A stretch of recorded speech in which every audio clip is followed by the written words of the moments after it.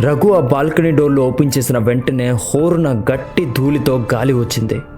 తలుపులు తెరుచుకున్నాయి. గాలికి కిటికీలు కొట్టుకుంటుండగా బాల్కనీలోకి వెళ్ళి చూశారు. అక్కడ ఏమీ లేదు.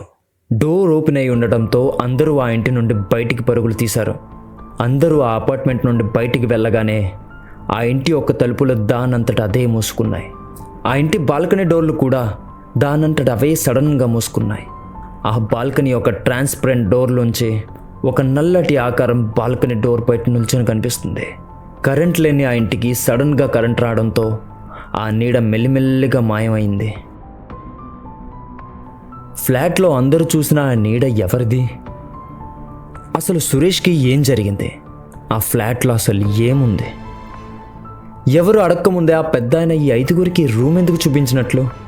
ఇలాంటి ఎన్నో ప్రశ్నలకు సమాధానం మీరు తెలుసుకోవాలనుంటే stay tune to mic test.